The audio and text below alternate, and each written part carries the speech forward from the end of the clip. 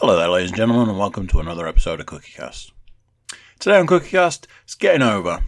And just like the wrestling, the CookieCast Getting Over crew don't stop. We jumped on the video conference, we got the recordings going, we discussed who won the WrestleMania Predictions. I think you'll be pleasantly surprised on that one. And then we discussed our predictions for the upcoming pay-per-view Money in the Bank. So yeah, here we go. This is CookieCast Getting Over.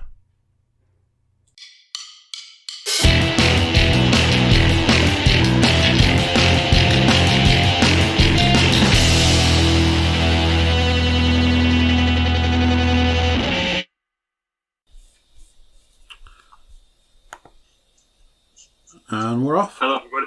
Are we good? Yeah. Hello everyone. Welcome along to Getting Over number 16 on CookieCast.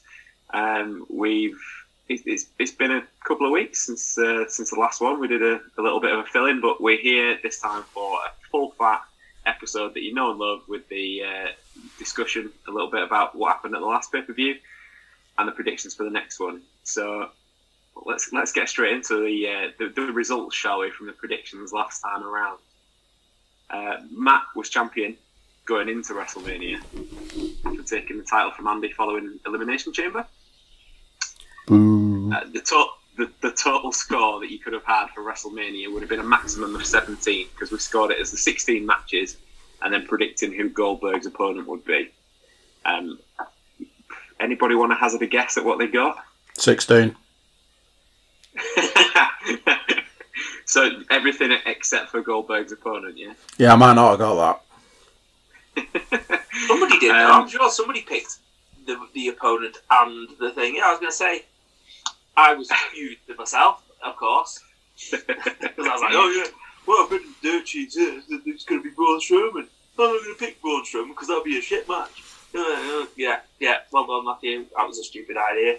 I reckon I about 12, I think.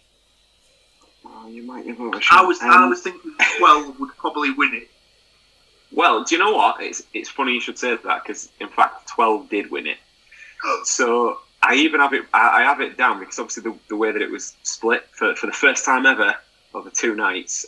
So after night 1, I was consistently last on 3. Matt on 5. Paul and Andy got 6 on the first night. So that left me with a bit of catching up to do. So what I did on night 2 was come last again. So I got 4 on the second night. Somebody got 5. In fact, 2 people got 5, and 1 person got 6. So therefore, I came last, as we know, with a grand total of 7. Matt thought he got 12, but actually got 10. Paul snuck 1 in front, and this was down to the Goldberg Braun Strowman prediction, and therefore him also picking Strowman as the winner snuck him with an extra point for 11, which means he's done it again. Mr. Cook sat there, big grin on his face, and now he can have his shiny title. If you just put your hand up, Matt, and then and we can just take it from below, and it'll look a bit back the time. Yeah. This is the point where I go, definitely left it in the bag.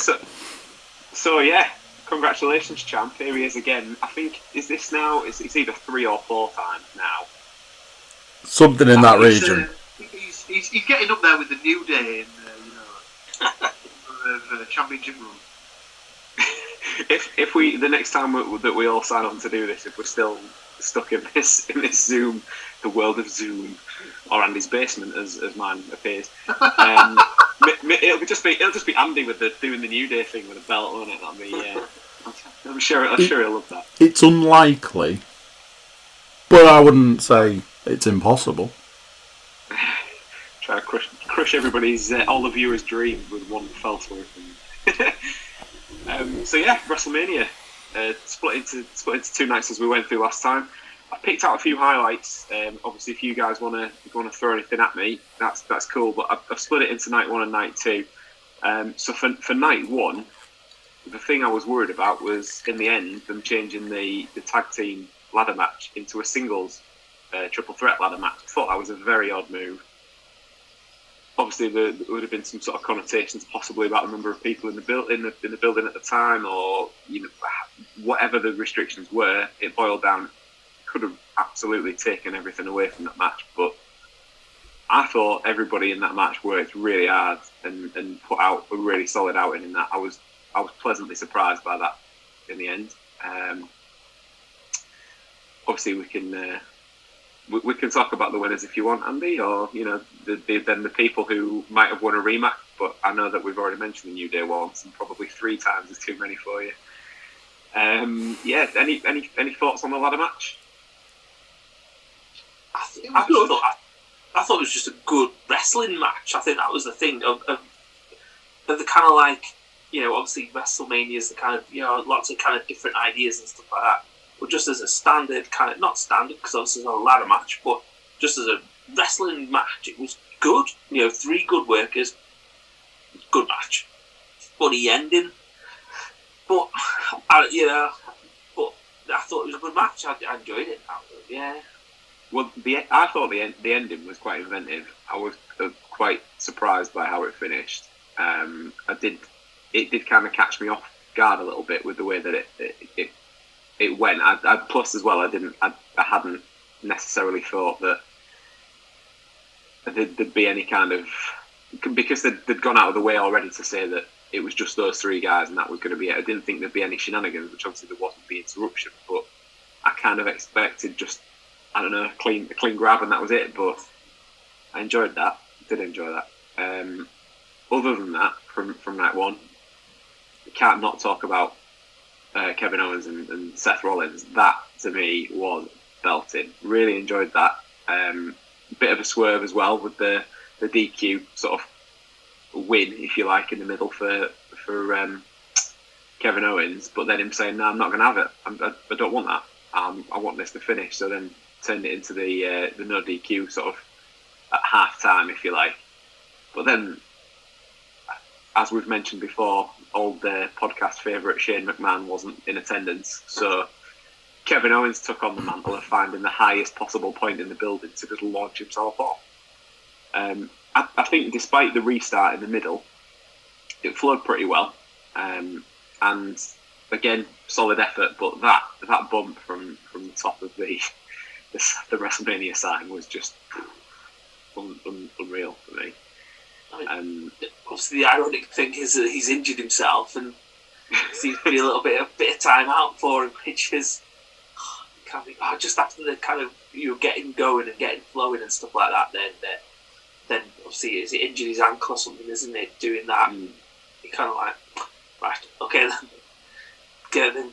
Hopefully it's not too long, because then you can get the build back up again and see where else it goes, kind of thing.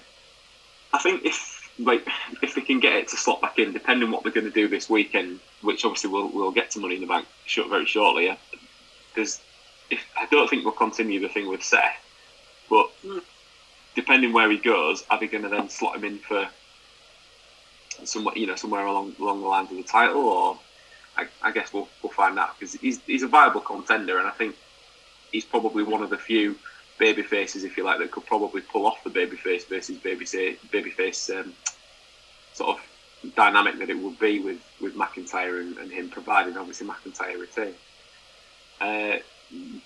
The other thing from night 1, AJ Styles versus Undertaker in the Boneyard match.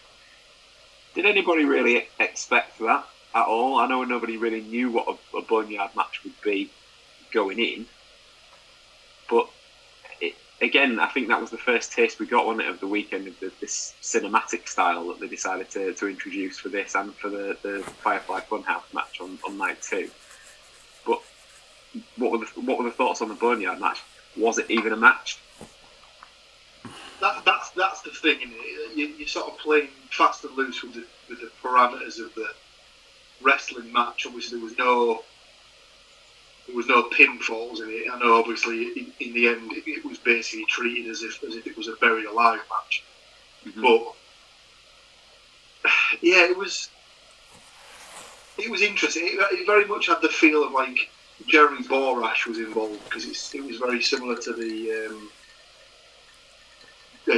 final deletion, total non-stop deletion, everything that Matt had done in either TNA or when he moved back to WWE. Was it the Ultimate Deletion or something like that he did with Bray Wyatt?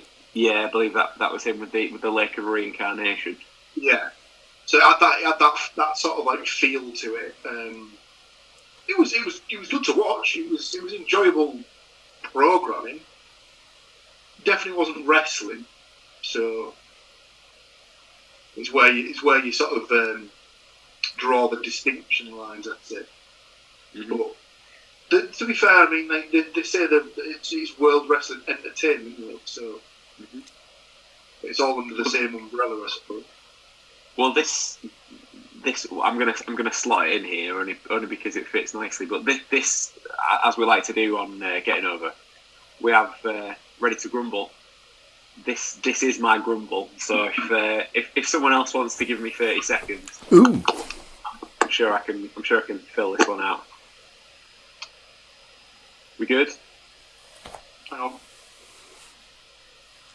Right then. Got it.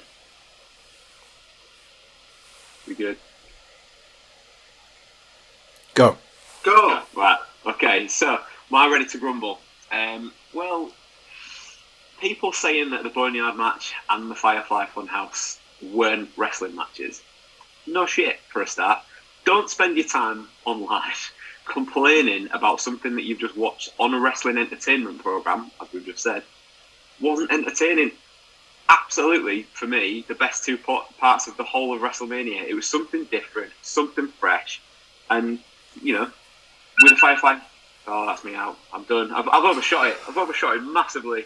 To be fair, though, I think we'll allow you to finish your thought on that one, Stu. Well, okay, so don't say it was bad because it wasn't a wrestling match, because I have seen that. Yes, it wasn't, but it was still awesome for me. Really enjoyed it. If I'm gonna take this onto a next step for a slightly different Ready to Grumble, it's the fact that they're now trying to sell the dirt from the match in a frame on the WWE shop, but that's a whole other issue. So that was my grumble. If anybody else has got theirs that they want to throw in at any point, obviously just jump in. We'll keep going through because we've got a fair bit to cover. I think they've got to keep on trying to. We've seen it kind of thing at the moment that obviously people aren't watching and stuff like that. But you've got to keep on evolving because the watching the numbers were going down anyway. So they've got to start evolving and trying to attract new people. And if you do the kind of cinematic things that look good, it looked great. Like the Boneyard match and the Firefly Funhouse. I don't know if you've seen it yet, the NXT Gargano Ciampa, like last man standing kind of whatever they've done with that. They filmed that in a similar kind of way and it just looked great.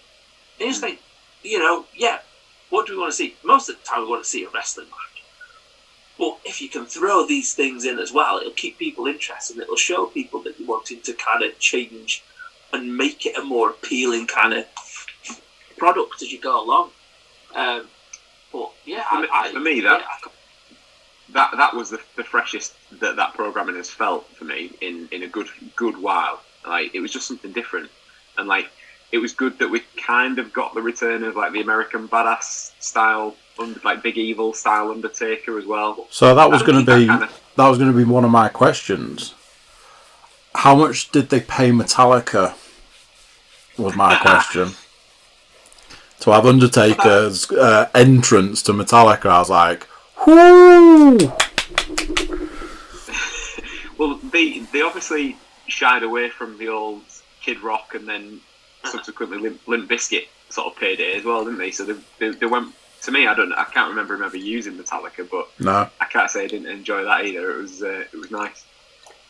And, apparently as well, like from the bits I've seen afterwards, like there was quite a lot of speaking like during the match, but they weren't really directed in what to say. It was just most of it was ad-libbed, which I think is probably why it probably felt right.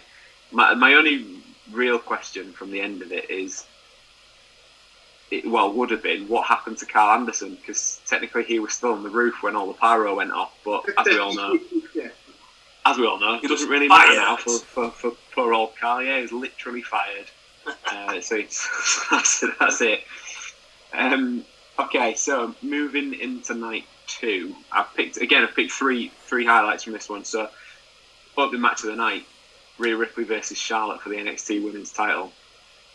Probably the best match of night 2 in terms of actual wrestling matches. Match of the weekend for me. That was the best match of the entire card. That's some claim. It was for me. Had the best sort of like storyline throughout, and the only sort of one criticism of it for me was that because there was no crowd to swallow the sound, Rhea Ripley is very loud. It's doing a Travis Banks. Yeah.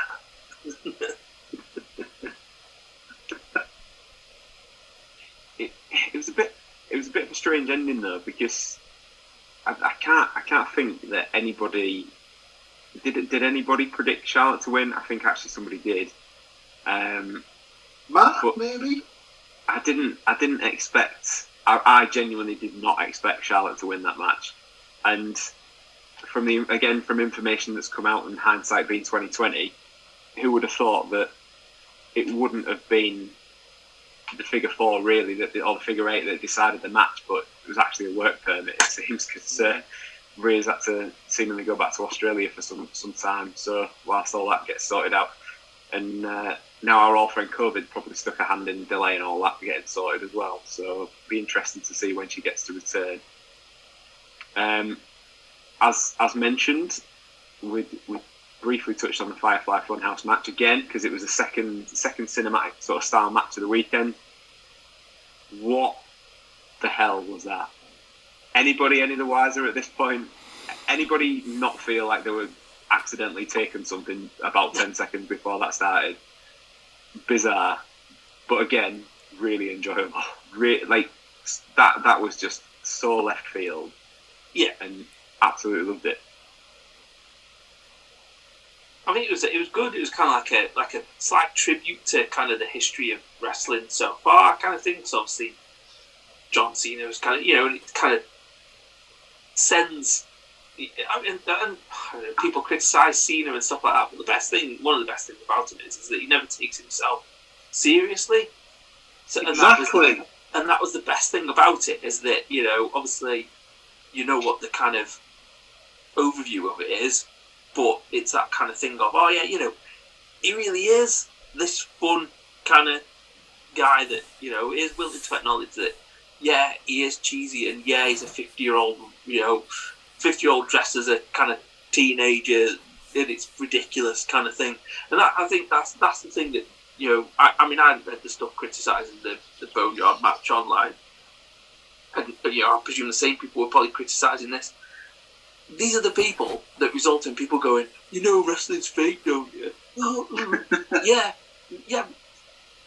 You can't take it too seriously, and when you're there, take it seriously, but don't kind of take the whole product seriously, because that's when people go, you get the two sides of the kind of, it's fake, don't you? And you're like, yeah, but also then, I just want to see two people in the ring fighting each other. Well, fine, if you want to see that, you can, but just enjoy this as well, because I thought it was interesting and innovative. Again, the whole thing with the Cena doing like the NWO entrance and all the rest of it, and just like you say, it was a bit of a trip through like wrestling history, and also then a bit more specifically like their history with the whole like WrestleMania 30 stuff that we talked about on the predictions pod for Mania. But it was just, it weirdly made me want to see what happens next, even though people are speculating there might not be a next for John Cena. Personally, can't see that being the end of his career, but if he did go out on that, what a way to finish. He couldn't have put Wyatt over any more than he did, and just incredible. Really, really, really good stuff. Do you know what? I agree in that I don't think it will be the last thing he ever does, but you can kind of see like an argument for him just going, well, why don't I just quit? To be honest with you, I don't. He doesn't need to do anything else because he's not. You'd imagine he's not going to come back and win the title again if he does decide to wrestle. He better not do. You know my feelings on that. But he's just going to do. He's going to do the he who shall not be named because you will explode. Role in things, turn up, be a host and stuff like that, and that type of thing. I mean, as if lockdown is not getting to me enough, and you had to bring him up early doors. Say his name. The Rock. sorry, Paul. You were saying smell that. No, just like YouTube. He's a part-timer at best now,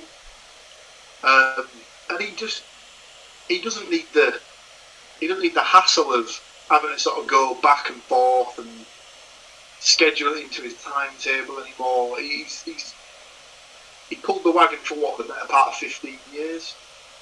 So pretty sure he had that on a T-shirt, and not quite as directly as that, but it was like a 15 years sort of still here kind of a deal. So yeah, just like enjoy not having to do it anymore. Enjoy your new career. Just don't worry about it. Come back whenever they need to pop a rating that's more than 1 million or whatever it is that they've gone underneath now. Well, the thing about popping as well, the one pop that really WrestleMania was all built for was what ended up being the main event of night 2. The Drew McIntyre defeating Brock Lesnar for the WWE title to become the first British champion in WWE history. As we all know, he's currently the first British champion in WWE history. The second that he loses it, is going to be the first Scottish champion. Andy shaking his head there. How long was that match? How long was that match? Yeah, but that's under 3 minutes. You get these days. He's not paid by the hour, is he, that lad? He's not. Broccoli. It was a very, very short match, but in terms of if you envision what that match was going to look like before the start of the weekend, that was like the Ron Seal match, because it literally did exactly as you thought it would do.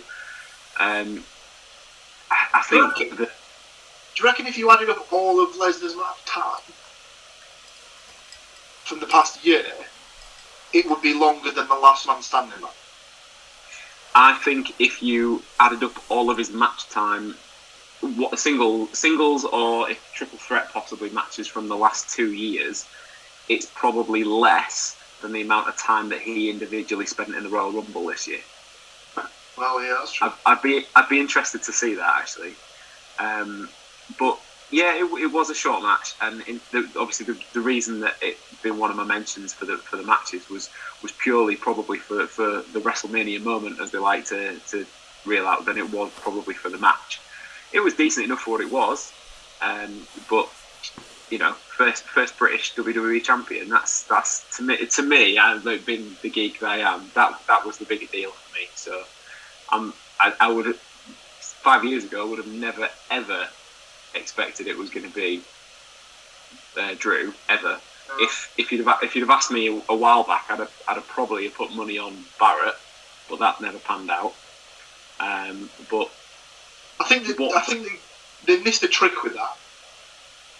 Definitely. But what better story though now than the guy who he's got the full on like fairy tale story of he got fired the first time around when everything was handed to him, and then he's had to scratch his way back up from nothing. It's like, even though he's not American, it's like the American dream story, isn't it? It's like the harder you work, the bigger the reward kind of a deal. So that's good. And I suppose my only sort of plea after this is now if they could get his side plates back in stock on Euroshop, so I can get something to commemorate this moment. That would be great. So but you can't buy them. Why? You don't have the right to belt.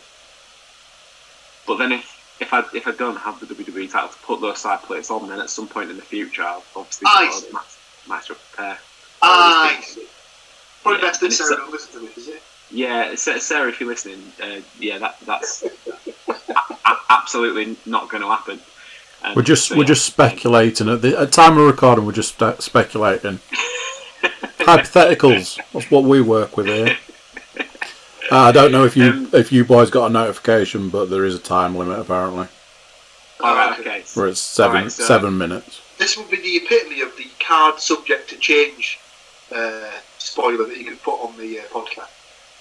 Well, what we can do is if you want to finish off I've got a little bit of any other business before we get into predictions, and then we can restart the recording then for the predictions if that's all right with you, Andy. That works real well for me. I mean, obviously it will be one podcast because this all sandwiches together real nice. So yeah, that's easy. Sweet, cool. So we were here last time briefly to talk about releases. Well, actually, since the last time we were on, there's been a few more. So Curtis Axel, quite a decent name in some respects, definitely underused in others. Gerald Briscoe has been furloughed apparently as well. Another one of the longest serving employees. And after only one match, Cain Velasquez. That guy has got to go. I'm pretty sure he will be down as one of the highest paid ever in WWE. Oh, because I asked him. For the probably more or as much as Goldberg, I should imagine. Yeah, so there's been a few more as well. Surprised? The Briscoe one, but I suppose that's furloughed, so he'll be back. The other two, no. No. Curtis Axel's in that Heath Slater kind of group of not really used, kind of pops up here and there kind of thing, and Velasquez, well, the big old waste of money that one. Velasquez is just Brock Lesnar kind of Ronda Rousey pop. They'll just be looking at him and all they'll see is zeros. They'll just be like the one with Axel for me. Like, if you're thinking about it over like the last 2 or 3 years, fair enough, really. But then you think like what plans they did have for him, because without even realising, you like that. This is the guy who Triple H put over as actually knocking Triple H out, and was Intercontinental Champion and was going to be like a Paul Heyman guy. So they obviously had plans for him. Son of Mr. Perfect. We've not even mentioned that. Like he has the tools. He was looking like he was going to get the push, and then he's quite literally got the push now. So unfortunate. I think he's decent.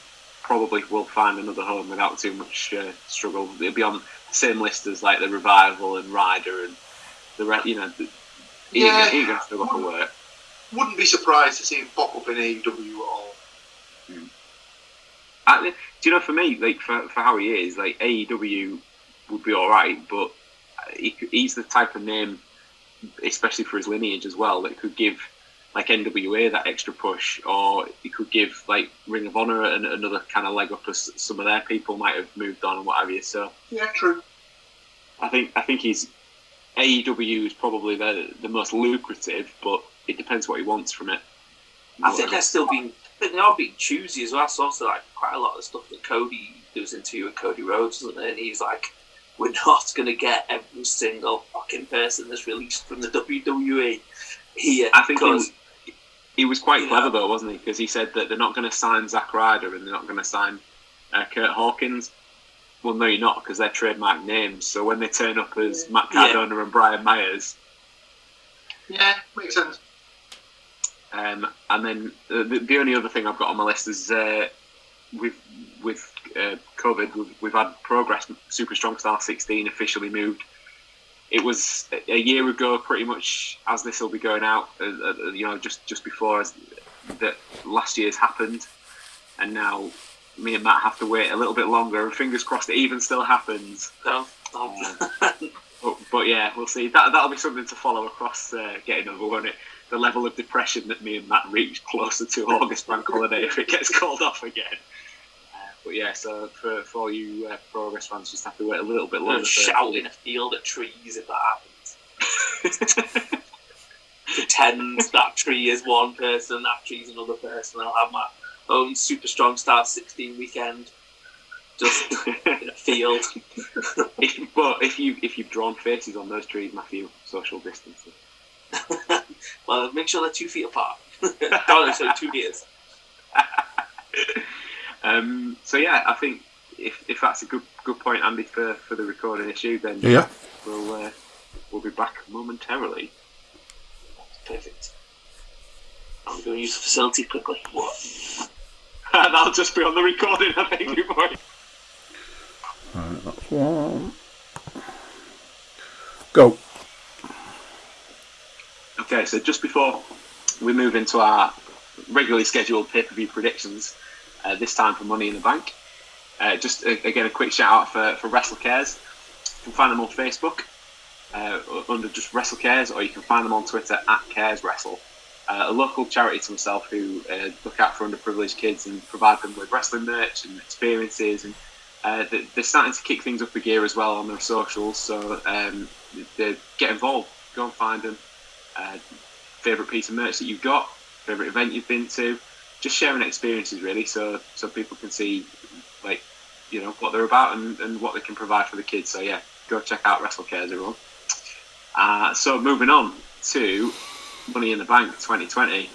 Again, a little bit different because it's on a closed set, but for the first time in a good little while, not in the Performance Centre. It's happening on the 10th of May at the WWE Global Headquarters in Stamford, Connecticut. What I've learned from this is that I cannot spell Connecticut when I try and write it. So, again, it's another one that's fallen victim to everything, as the Brits keep saying, all this shit that's going on. So it was originally scheduled for Baltimore, but they've missed out. So hopefully they'll get treated to a pay-per-view once all this is blown over. But for the first time ever,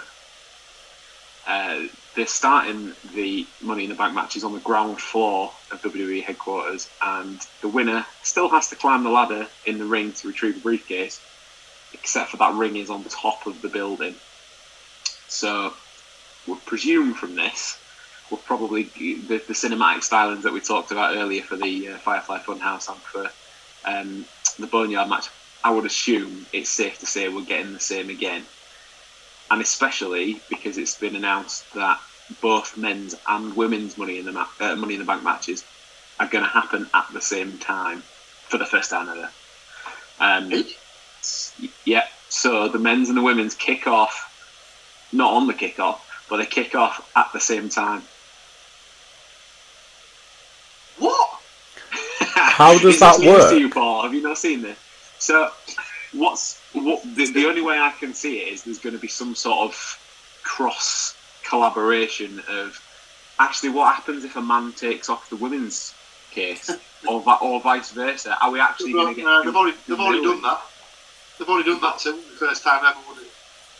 But is it feasible that two men are going to take both briefcases? Are they going to pull some kind of weird shenanigan just so they can roll out that catchphrase once again? Who knows? It'll be like like the Christmas sales when people are stood at the door. Black Friday. Unlock the door and run through the door like that. Well, on Raw this past week, there was a bit of a promo between Aleister Black and it was kind of on Video Link, but I think it was against the returning AJ Styles who had been inserted into this match. And he said well. It's like extra. It gives him extra grip as he's climbing the rungs, right? But he said something to the effect of, "If you throw me off the building, you better hope I don't get back up." Well, if he's throwing you off the top of a building, I should hope you're probably not getting back up. But no, to me, is that he's literally been buried alive. But is that not a bit of foreshadowing, though, that Aleister Black's going to get thrown off at some point? Or as Byron Saxton likes to keep rolling out on commentary, is somebody going to get tossed off the building? Yeah. Have you never seen that man? Have you never seen that quote, that tweet that Foley put out? Yeah. Absolutely genius. Can we not put tossed off, guys? Over in the UK, it means something different over there. What an absolute hero. So, in the build-up to those matches, we still have got other matches going on. In total, we've got 6 matches this time, including the men's and women's, because I'm still going to score them separately. But we'll kick the predictions off with Andy's favourites. The newly minted 8-time World Tag Team Champions, but this time of the SmackDown variety. The New Day versus Miz and Morrison, Lucha House Party, and the Forgotten Sons. I'm led to believe that Lucha House Party is going to consist of Lindsay Dorado and Grand Metalik, and the Forgotten Sons could be any combination of the 3 because they're a recent call-up from NXT.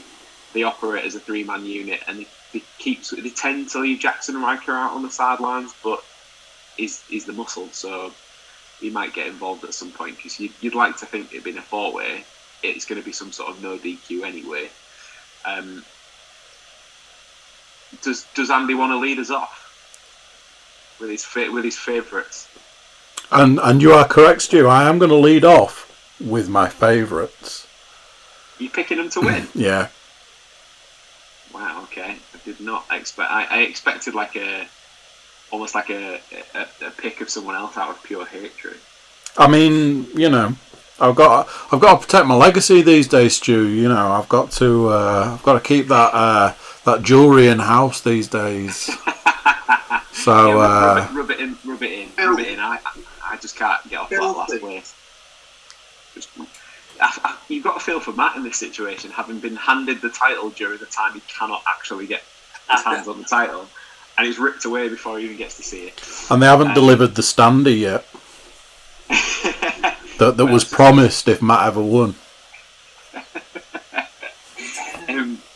We've got, for me, we've got a bit of a weird one here because again, Paul's going to reel out his catchphrase, so I'll leave him to that in a second. But I don't want to see the titles change hands so quickly. No one does. But I can't get past the fact that an 8th reign. Did we need to see it? Are they just transitional champions in that respect? Is it going to be given to somebody else? I'm going to steal another one of your lines, though, Paul, because there is absolutely no way that it's going to be Lucha House Party. So sorry, Lucha fans, not happening. Oh, poor old Luchas. I'm gonna not pick Miz and Morrison because Miz seems to have had a bit of an issue as well of late. Is he working? Wow. Is he working? I can't believe you're going for this. So I'm going to pick the New Boys. Mental. Absolutely mental. I'm playing for points here, Paul. I'm going left field. I'm going Forgotten Sons. Batshit crazy. Well, settle down, Mr. Williams, because although Matt did just give you the salute, so it means he's going for them as well. I am. Yeah. Right. Okay. I've got Matt down for Forgotten Sons as well. Which leaves you, Mr. Williams. Taking a sup of his double.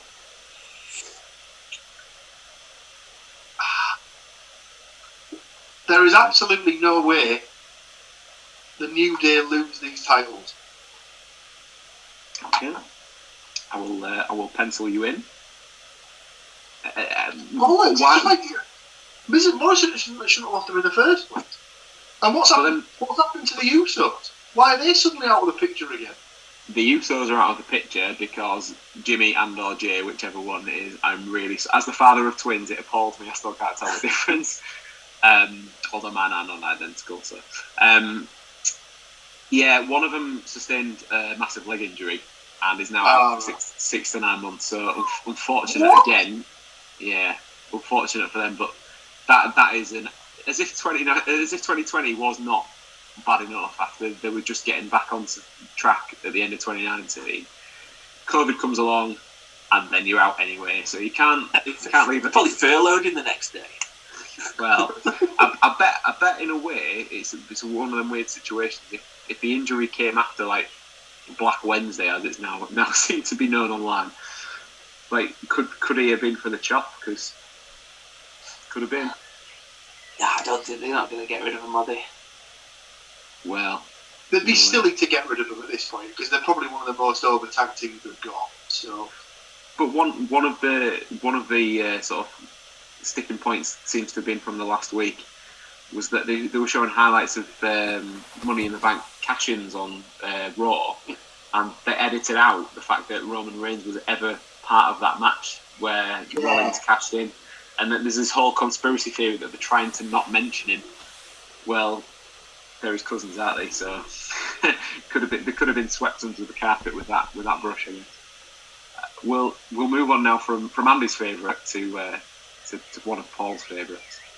SmackDown Women's title has been defended as champion Bayley goes one-on-one with the absolute trailblazer, none other than everybody's favourite one that's mentioned every other time of the year, Tamina Snuka. What? I love the fact that Paul's just finding this out right now.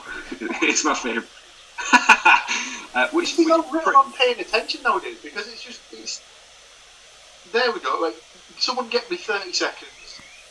Oh, here we go. Oh! Clock it up, boys. Here he goes. Are you ready? As I'll ever be. Go.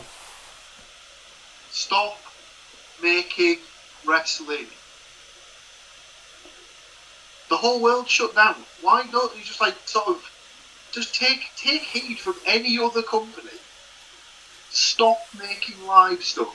You have so much material to be putting out. You don't need to be doing this. And if you are going to keep doing it, at least make stuff that people want to watch. This is ridiculous. That is it. He's done. He's out of there. What? That was. We've talked about it briefly on the pods before, but I love the fact that the one thing that's finally tipped him over the edge is the fact that they've brought Tamina Snuka into a title match. I just don't get it. It's just like she's never. I'm sure she's a lovely person. I understand she's a mother. Like, she's never connected with the audience. She's never got over. Why do they keep pushing her? Well, yeah, I can't argue with any of that. So but you're picking her to win, though, right? Well, Bailey's got to lose it sometimes. Hardly it won't be this weekend. So what you're saying there is that there's absolutely. I've already blown my beans, haven't I? I've already used it up. Okay, so you're going for Bailey. A poor promise. Yes, I'm going for Bailey. Okay, I am in full agreement with you because there is no way that Bailey is losing that match. She might not be champion by the end of the night, but there's no way that she's losing that match. So I'm picking Bailey too. Right, take me another 30 seconds. Oh, he's hang on it. No, I'm joking. I'm only joking, but if they do another cash-in of the women's at the event, I'm going to go fucking mental. I have a theory on this. 3 years in a row. I do have a theory that there's only one person that can win that match that they'll then use the cash in on the same night, and that depends if because she's not in the. It'll be Lacey Evans if she does it, and they'll pull some kind of weird, like Lacey will cash it in, and then it'll look like Snatcher's helping Bailey to get it back, and that's when the turn will be. Is what my theory is, but I've obviously been in lockdown far too long. It's clearly the 6,342nd day of lockdown, and I've lost my mind and thought about all this too much. I think I kind of get what you're getting at. Because to me, they're not confident enough to give Sasha the title because they'd have done it by now. But that way, if she kind of screws Bailey out of the title, they still get the same feud, but without involving the hardware, and can move that onto somebody else and elevate other parts of the women's division, because let's be honest, it's kind of lacking at the moment. So that's my theory anyway, but we'll get to that, because if that happens, that's only if Lacey wins. But I'm not necessarily saying that Lacey is my pick to win. So we'll get there. Andy, Bailey or Tamina? Bailey all the way. This is absolutely. It's Bailey. Fair dues. It's in the book. Mr. Moore. Yeah, Bailey as well. Full house. Clean sweep. So that'll be no points for any of us when it goes completely the wrong way. Cookie cast guarantee, Paulie guarantee. Oh, there's no way Bailey's going to lose that one. So, because there are so generally few matches, you'll find that we're going to roll from championship match to championship match to championship match. This time it's the Universal title. So the newly minted Universal Champion Braun Strowman up against his old mentor Bray Wyatt. Now, whilst it hasn't been confirmed fully which version of Bray Wyatt it's going to be, the match graphics that they've produced so far have indicated that it is standard issue Bray, or Sib, as he will now be known. It doesn't look like we're getting Strowman, the monster among men, versus The Fiend, which I can understand them wanting to not blow that straight away for sure, and that is possibly a good thing.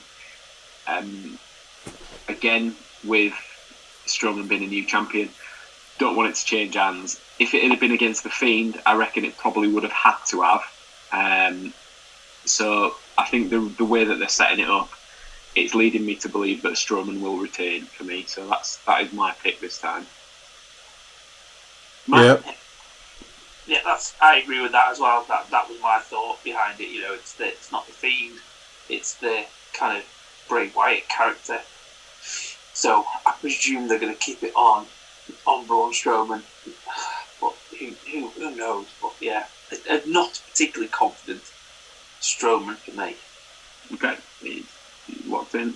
Andy, was that an agreement I heard Yeah. from your end as well? Yeah, absolutely. Samesies. Okay, I knew that would be a quick one, but I don't see how they can feasibly have a guy in a crimson sweater beat the guy who billed as the monster among men. So we'll just leave it on that one. So moving on again to another championship match. This time around the WWE title. I'm not sure anybody really thought that Rollins would be the first contender for Drew McIntyre's championship. Oh, Paul obviously did. Well, if you go back, I think I did say that, technically I said whoever was the winner of the Rollins-Owens match would probably be the first person to face the winner of the McIntyre-Lesnar match from WrestleMania. But what that ended up being was the only person to be able to walk after that match. Yeah. I think it's just typical of where they're sort of positioned in the card. So. Yeah, and yeah, to your credit, I do remember you saying that. So that is a very fair point. With the build that McIntyre's had, and again after I mentioned this earlier on, if he has already lost the title by the time that I get to buy those side plates, I'll be very annoyed. So again, cards on the table, nice and early doors for me, but I'm picking Drew. Yeah, same for me. You know, it seems strange to give it the big build up and then take it from him in a, once again, a pay-per-view that not people don't give a shit about, but it's like, the next one, and it's not kind of like, it seems like a complete waste of a build in the same way you've said it about WrestleMania. It'd be a complete waste of a build if he lost to Brock Lesnar. It'd be a complete waste of a build if he loses to Seth Rollins as well. Yeah, they've already gone through with the execution of giving him the title, so to be able to... there's an argument for him losing it, so that when they then get back in front of a live crowd, there can be that kind of build up to him getting it back again, but then it just, that just devalues what he did in the first place. So I guess we'll see what happens, but I can't see it being any other way at the moment. Andy's shaking his head there as well. They don't usually waste people beating Lesnar, do they? No. You don't normally see someone beat Lesnar and then immediately get beaten by Heath Slater or something. I know he's not there, but just like the first person that came to mind, basically. Well, People don't go from losing. They don't being in to just being one of the guys. They're usually in the top, like sort of upper echelons for the next year, 2 years. Is that safely everybody picking Drew then? I think that title's going to stay with Drew for a little while. That's the thing as well. You'd like to think they wouldn't be so short-sighted to just like pull the plug after about 6 minutes. I mean, what's that? You'd like to think they'd give him the time. Yeah, I hope so as well. A bit of a legacy there. And you'd like to think with like the recent business connections with like the switch to BT and the heavy promotion in the UK and stuff at the beginning of the year that like they made that. Did any of you guys see that training package that he filmed? I've not seen it, but I've seen little bits on Twitter and stuff like that. So they brought him back home essentially. They took him to Scotland and like they showed like outdoor training of him carrying like almost like you know in Highland Games they have like toss the cable with like the tree trunk thing and carrying like big logs and like all in like the Highlands, and they made a real big deal of it, and it was really cool. But then he got halfway through them sorting that out. I don't know if you guys watched any of the I think it was WWE 24 that they put out after one of the nights of WrestleMania. He got the call to say, right, get on the plane because they're shutting the borders. So from filming that advert, almost missed winning a title. Jesus. But yeah, he got there in time, got back to the States, and the rest, as they say, is history. I'm hoping to make a little bit more this weekend. So this, now that we've gone through the preliminaries, it leads to the two matches that we've said are going to take place at the same time. And this, hopefully, with the magic of Zoom, this isn't going to goose it too much, but where people, it is going to goose it, are going to be after this. For those that haven't seen it, it's the Money in the Bank briefcase. Not probably the gold edition that I don't think they'll be going for this weekend, but I couldn't resist getting that out when it was the Money in the Bank special. I'm really sad that, like, if this virus stuff was ever going to happen, pick like any time after Money in the Bank, because you've ruined WrestleMania, which is like the biggest show of the year. You've ruined Money in the Bank, which is my second favourite one out of the out of any of the big four. Money in the Bank is next in the list for me because it's usually the most fun and kind of unpredictable. So yeah, another. It's the one where they can always start new stories, isn't it? It's basically the one pay-per-view of the year where you're guaranteed to get a return, because you know that, fair enough, if they don't cash it in that night, you know you've got something that you can build to whenever you want to do it. So it's one of the better ideas they've ever had creatively, definitely. And the guy who's currently very high up in AEW will still claim the credit for that till the end of time, because allegedly Jericho invented it. Whether that's just the kayfabe version or not, I'm not sure, but I think he still claims it. So moving on, we've got 6 entrants for both matches. They've decided that because they're both going to happen at the same time, they don't need any more than the standard 6. So the women, in no particular order, Asuka, Nia Jax, Shayna Baszler, Dana Brooke, Lacey Evans, and Carmella. So I can understand Carmella being in there, having won one Money in the Bank match twice, technically, with the help of Mr. Ellsworth. So she has got previous.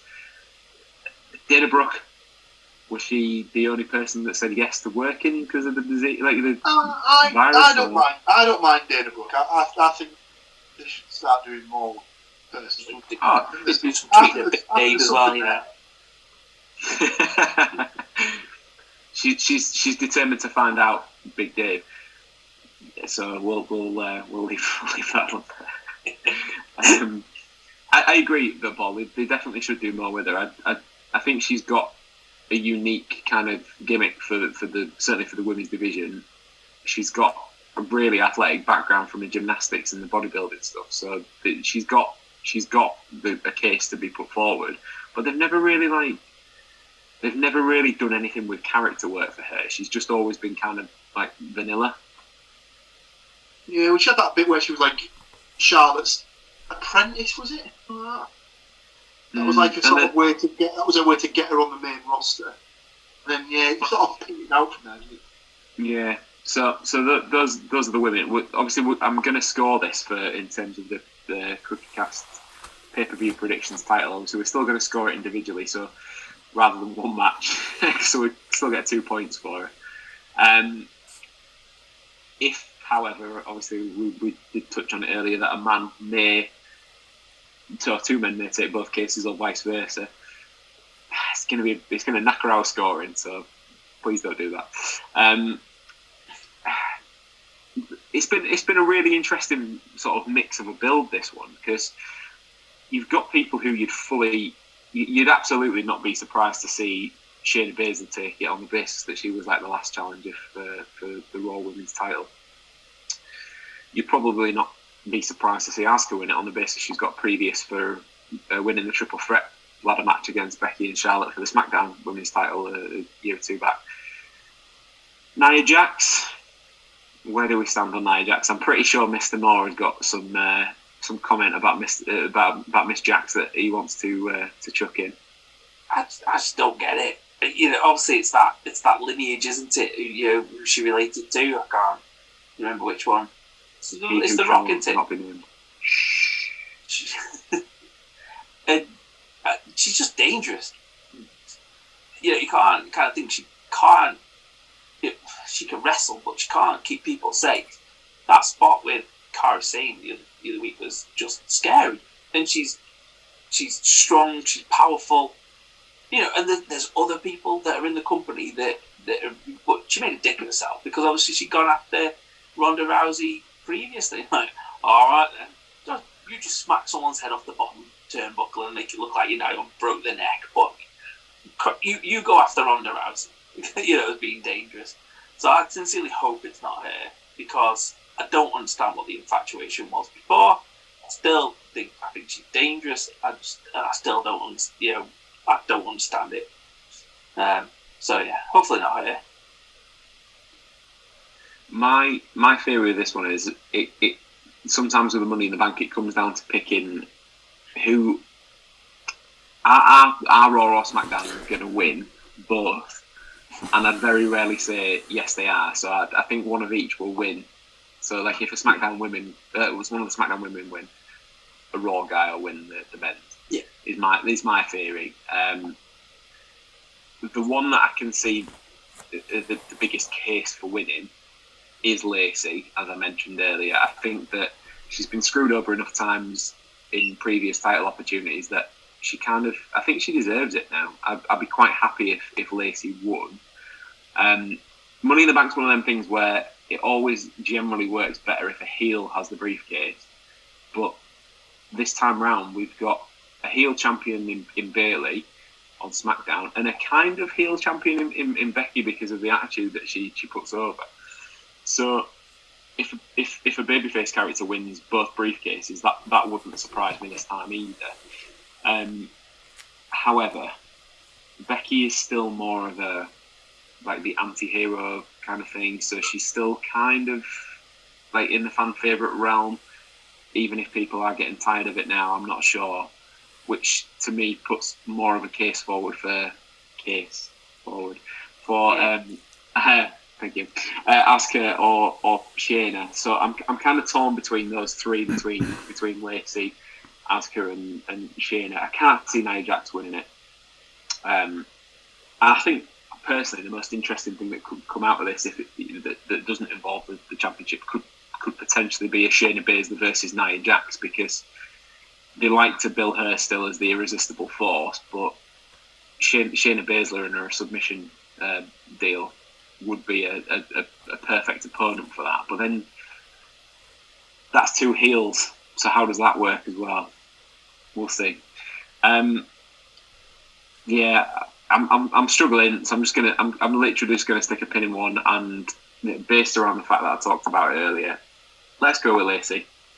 Why not? I was kind of go with that kind of thing of what's going to look, who's going to do the most interesting thing with the briefcase, and like kind of thing. And actually, you kind of go through it. Obviously, I would say it's not going to be Dana Brooke. It's not going to be Nia Jax. Probably not going to be Carmella, because she's kind of done that before, and it's not particularly kind of, she'll just trot out the same kind of stuff as what she did before. So then you're left with Lacey Evans, and then Shayna Baszler and Asuka. I'm going to go with Asuka because I think she'll just do weird and interesting and entertaining stuff with the briefcase. She might, she's kind of playing that kind of role at the moment of like a manipulator, mind tricks kind of person.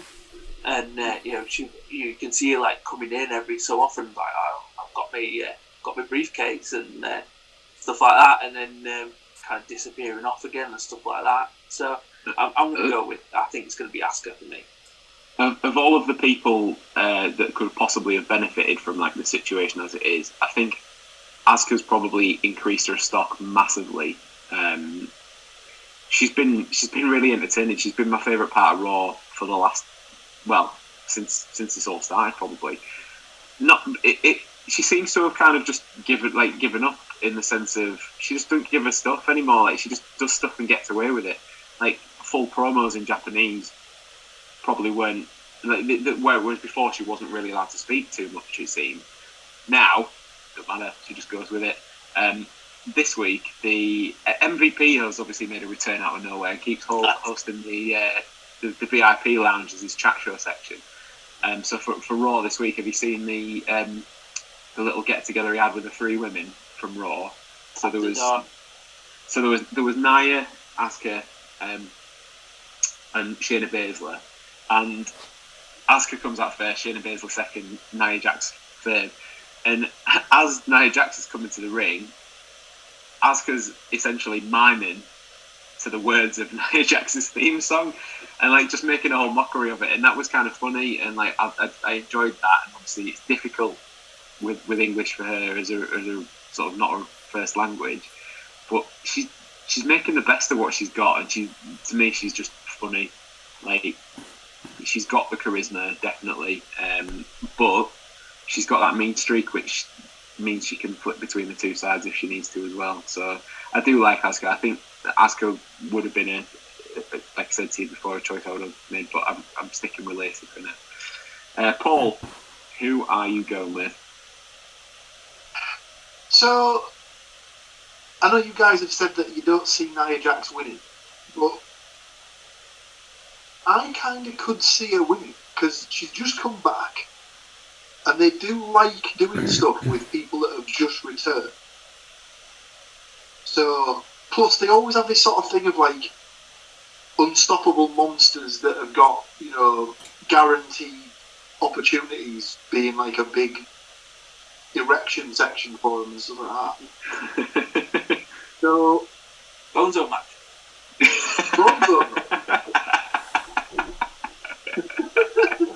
So I wouldn't be surprised. I wouldn't be surprised. And I think there is a case to be made there to say that Nia could win it.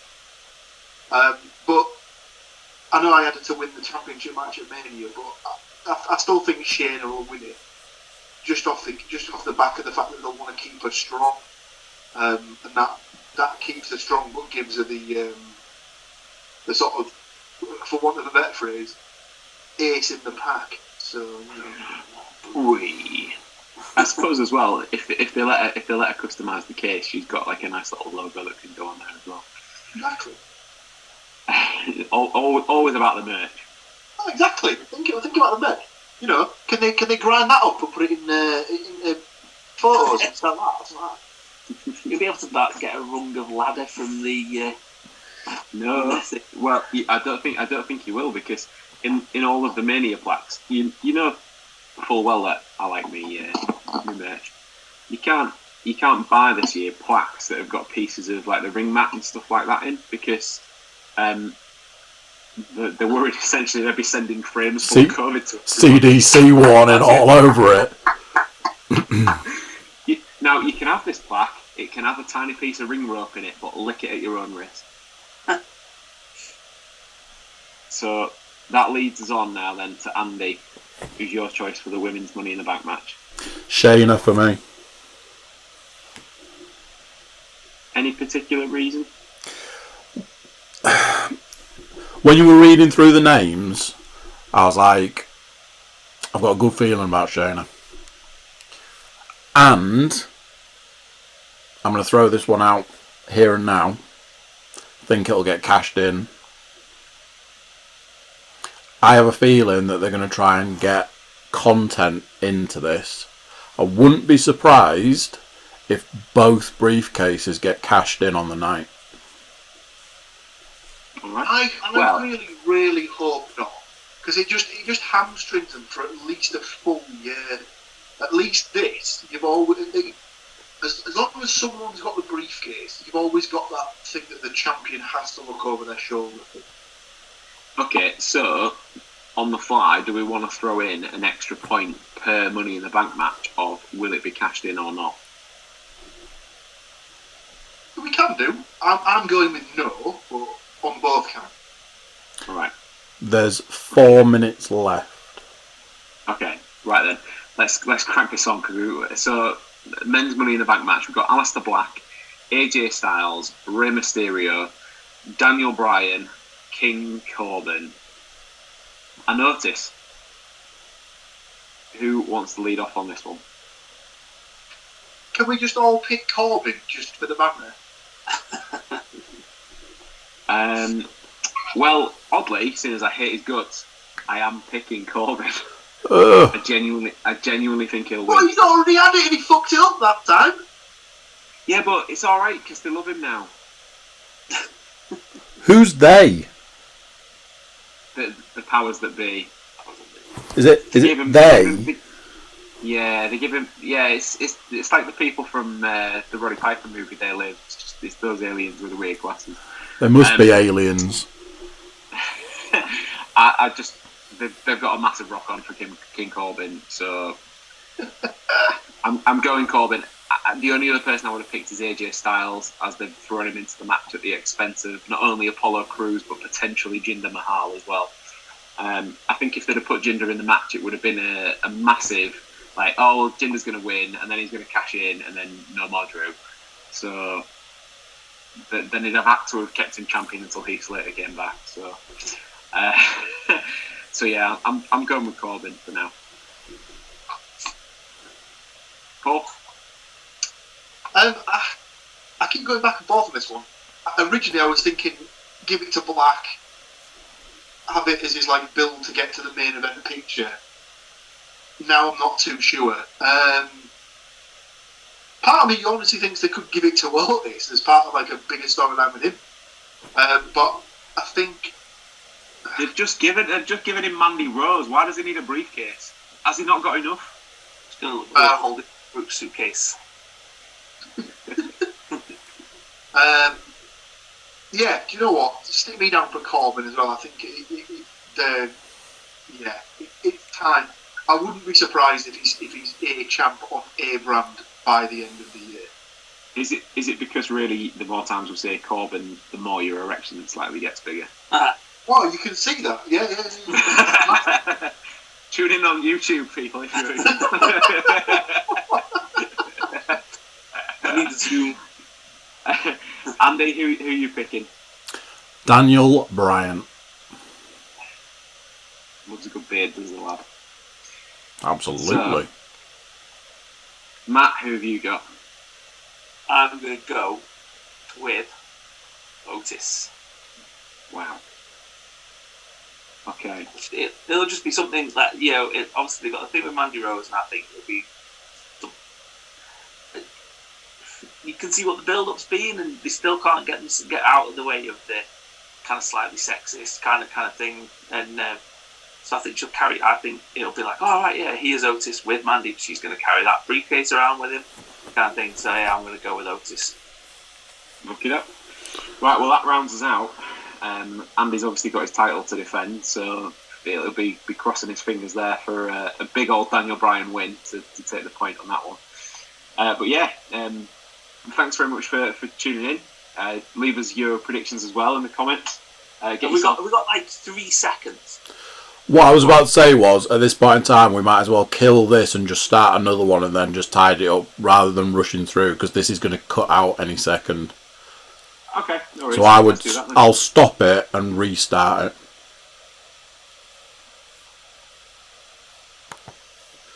That one and that one. Good to go. Cool. So before I very rudely then wrapped up, Matt, here we go. You were gonna lay some knowledge on us about Otis. No, Otis. No. I had a 3 second ready to grumble. Go on then. Oh, here we go. Here we go. I don't need long. Just 3 seconds. That's what she said. Ready? Oh. Stop fucking about with Ricochet. That's it. That's all I want to say. Stop fucking about with Ricochet. Stuck him in a tag team, and now they're being buried by people now. That's it. Done. Don't need 30 seconds. He's tapping out early doors there. So what you're telling me is that you've not really enjoyed the fact that they've just been beaten by one guy that we have seen before in Shane Thorne as part of the was it TM61 on NXT way back when? TM61, 69, 41, 45, fuck knows. 24/7 7-Eleven internet European TV champion. So they got beat this week, didn't they, by Brendan Vick and Shane Thorne. When they got some trouble, Brendan Vink,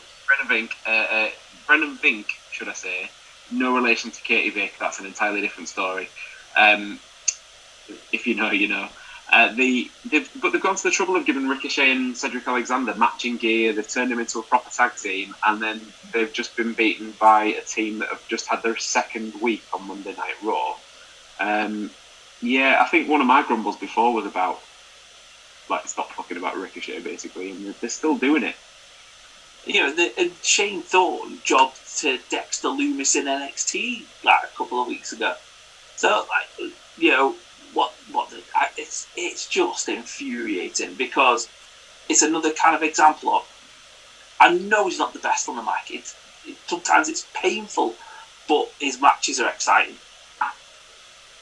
So do something with that. Put him with people who he can work with. It's this kind of drop the ball every time. Finn Balor drop the ball. They're smaller, but they're athletic. They're acrobatic. They're entertaining. The thing that they've all got this thing of, we want kids to watch. Kids aren't as obsessed with the big kind of muscly dude who's going to beat everybody up now. You see the kind of things that kids are into. They're into the more athletic stuff, the more, daredevil stuff. So why is this guy being buried all the time? It's infuriating. I agree with that. I think that they did, I'm not adverse to him for the time being in the tag team with Alexander, because I think Alexander's in the same bracket. I think that they can work well together, but don't put two styles like that together that will work so well and then absolutely kill it second or third week in when they've clearly gone to the trouble of investing in it, getting the gear sorted, everything, and then we're just going to look after these new guys who had a 20-second promo with MVP backstage. So it's looking more and more like the MVP is going to probably step into the managerial role on their part as well. We'll see. I suppose that can only help that tag team, but it still doesn't completely ruin Ricochet, because if they're not going to make him in the main title picture, fine. But he's been North American champion in NXT. He's been United States champion, beating AJ Styles, wasn't it, as well, on the main roster. So why is he now fallen from the face of the earth when we've still got Andrade, who's not really doing anything with that United States title, because they had him essentially injure Apollo Crews when Apollo Crews looked like he was well on the way to winning that title. Now, I do think Crews' injury is storyline based. I'm not sure it's legit. I think that was just a way of has he got a book coming out, or is his band on tour or something? No, unfortunately, Apollo Crews' injury can't promote the book launch of Nikki and Brie Bella this week, which was the major book that launched in the world of wrestling. I say major with a bit of a pinch of salt, because the only other book that I'm pretty sure that those two have possibly been anywhere near writing is the equivalent of Spot the Dog. But I'm not going to sit on the fence for that one, obviously. No, he hasn't. I just think it was a place, a placeholder, because I genuinely think they weren't sure if they were going to stick Jinder in it or if they were going to stick AJ Styles in it. They've seen the ratings have taken an absolute faceplant, so they've gone with the bigger of those two names like initially. And speaking of the ratings, they've already announced that Edge is making his return next week on Monday Night Raw, which they only ever announce big names ahead of time if like numbers are getting low. It's the only reason they ever do it. They never leave anything to surprise if numbers are getting low. Proper rating. It's the only thing that is. It's the only thing that is going to pop because there's still no crowd there. Wait. Although, as well, there was that thing about early doors this month that they reckon that they're going to be allowed crowds of, was it up to 250? It's like spreading people around within, like, to me that's all or nothing. If you're getting 250 people in there, there's still going to be no noise. No, it'd be weird. It's like when you watch like under 21s matches or when you're about to say something and you're kind of like, that's going to really kind of dig me into a hole here. But I know where you're going with that. I maybe wouldn't. Yeah. Matches where there's not as big a crowd or they paid like got lots of school kids in there. It sounds terrible. The under 23s then, as well as the under 21. Yeah, under 18s and other groups of people. I think, given the current situation, I think, to be fair, we'd take any kind of live football right about now. Yeah. The silence has killed me on that one. Okay, well, I'll speak for myself. But yeah, I've not like other than that. I'm pretty much all out. There's no other GMs currently sat that I've got lined up. Anybody else got anything? No, I've got nothing. Nothing from me. Okay. In which case then, all we need now is for King Corbin to win Money in the Bank, at least for me and Paul. I will only be happy for the points if he actually wins. Somebody please check on me the following day. So yeah, thanks for listening along, everyone. Apologies if this might have been a little disjointed with the breaks and stuff, but obviously Mr. Cook is going to work his magic. It'll be as if nothing ever happened. So all the usual stuff. Leave all your comments with your predictions. See if you can beat one of us. And who knows, in future, if people do send in the predictions and beat us, maybe we get you on to do some predictions too. I'm sure Mr. Cook will be alright with that. Absolutely. Might even get a paper version of the belt sent out. Might even up it to cardboard. Obviously, you're going to have to pay extra for a colour photocopy, but we'll cross that bridge when we come to it. No expense spent on this podcast. Right, well, thanks guys for joining us, and thanks everyone for tuning in, and enjoy Money in the Bank. Cheers all. So there you go, what do you think's that? Another one done, another pay-per-view gone, another pay-per-view to look forward to. It's all go. YouTube watchers, make sure you're liking, subscribing, sharing, commenting, clicking for notifications. It's practically a full-time job. Then get a family member to do it as well. Keep that employment rate up. Everybody jump over to thecookiecast.com. Check us out over there. Send us some social media or email or just love. Also, don't forget to check out the WrestleCares guys. As Stu says, they're doing good work, so it's good to check them out. Give them a good shout. So there we go. That's this one done. Until next time, say bye, and I'll see you then. Bye.